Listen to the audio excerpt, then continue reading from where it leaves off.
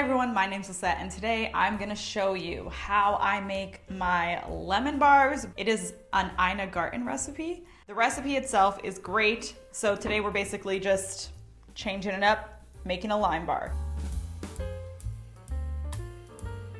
We're gonna start here with the crust. Starting off strong, I forgot to soften the butter, then I softened it too much, so I put it in the fridge for a few minutes while I was doing a couple other things.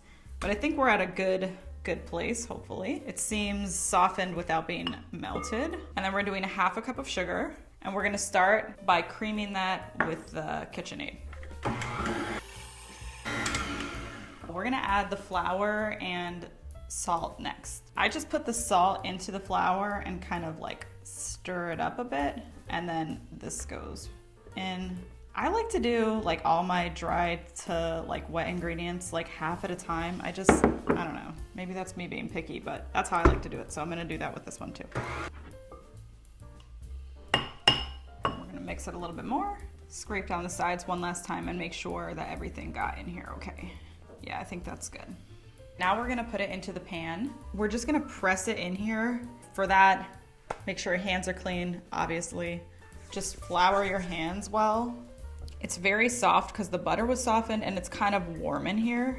Between it being summer and the lights, it gets pretty hot in here. So if your hands start sticking to the dough again, just put more flour on your hand. This is a big recipe of lemon bars, so we're using a 9 by 13. Just try to get that as evenly as you can. We're gonna refrigerate it for like 15 to 20 minutes before baking it. We're gonna work on the lime filling now. Starting by zesting the limes. Some of these aren't the greatest, so I'm just gonna zest the ones that look pretty good on the outside. Some of these limes are just, like they're just ready to be used before they go bad. So that's why some of them don't look super good. So I'm gonna use the best ones for the zest. And then for that, I just have a I think these are called like a microplane lemon zester thing. I can try to link the one that I bought. I just got it on Amazon, of course. You don't want to run over the same spot more than like twice, if that, usually just once, because you don't want any of the white part really. You just want the top green outer layer. She says to do 2 tablespoons or the zest from like 4 to 6 lemons. I'm not gonna put you through that. So I'm gonna turn off the camera and finish this. Okay, so I got my zest. It's probably, I'm just eyeballing it. I'm assuming that's enough. It looks like about 2 tablespoons to me. Now I'm gonna start squeezing all these limes. They look really great now that they all have bald spots on them. Squeeze them in one of these thingies. These are pretty handy to have. This catches most of the stuff, like if there's seeds in here or something, but usually limes don't have seeds. But then this is just nice to catch the additional pulp. You can kind of roll your lime onto the cutting board to make sure like all the juices are kind of like released in there. It helps you get more out of your citrus when you do that. I don't know if I'm gonna need them all. I really have no idea. I didn't like Google how many limes you need. I ended up using all the limes except for one. It was actually 11 limes in total that I needed. I'm gonna start with the filling. I'm gonna use the same bowl. I scraped it out really good. So we're gonna start by cracking 6 eggs. So I crack them in a separate bowl just to make sure if I get shell or if something weird is on one, I can get it out. So I'm gonna run that in the KitchenAid and then we'll add the rest of the ingredients to that. So the main difference that I'm gonna do to this recipe is just do 2.5 cups of sugar instead of 3. It just sounds like so much to do 3. I mean, 2.5 isn't much better. I'm gonna cut it by half and see how it turns out because I think it's gonna be fine. And then I'll just add the lime juice, which is 1 cup. And I'm gonna go ahead and add the lime zest. This is where you're gonna be able to tell that it's lime from looking at it because this is gonna have the little like green specks in it. And now I'm just gonna add the flour, 1 cup of flour.